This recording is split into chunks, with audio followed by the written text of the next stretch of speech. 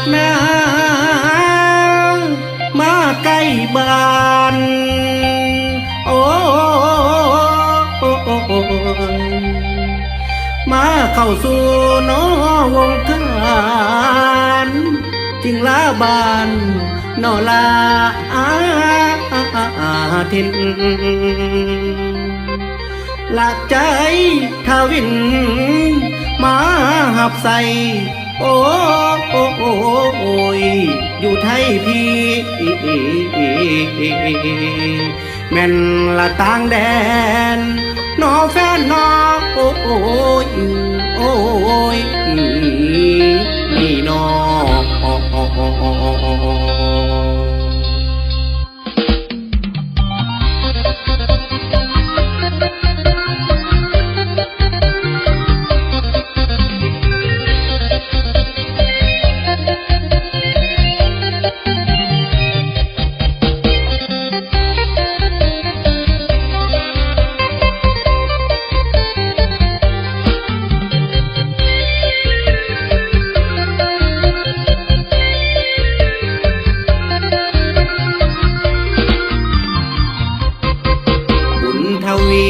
สีขมวนมาคำควรเสียงลำเสียงเพลงพวกแฟนๆถือเป็นกันเองพวกแฟนๆถือเป็นกันเองต้องมาฟังเพลงเพื่อเป็นแห่งใจมาไกลจากแผ่นดินลาวจากบ้านนาเฮาเข้ามาเมืองไทยแขวงคำม้วนบ้านอยู่แสนไกลขมวนบ้านอยู่แสนไกลแฟนเพลงลาวไทยต้องช่วยเสียให้ทีใจดวงนี้มีความหวังตั้งต่อใจดวงนี้มีความหวังตั้งต่อยกมือนบจอก็ขอท่านให้ช่วยเสีย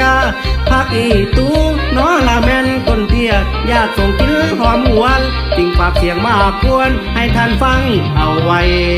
ยังจำได้บ่ลืมไหลบ้านเก่าทางพ่อแม่เพิ่นเฒ่าแล้งเศร้าก็ต้มหา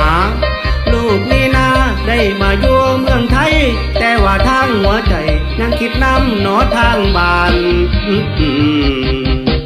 บ่นานลูกคงได้หวนมากลับสู่บ้านนาที่เคยสำราญแต่ตอนนี้ลูกเข้าสู่วงการแต่ตอนนี้ลูกเข้าสู่วงการสร้างความเบิกบานให้มิตรฮักแฟนเพลงดังเป่งเป่งสมใจกับใครแน่ดังเป่งเป่งสมใจกับใครแน่ย้อนมีใจหักแท้จริงมาโอ้ยลำเสียจำให้ลูกได้เมื่อดังไก่แฟนหมอลำลาวไทยให้สวยเสียแน่เด้อท่าน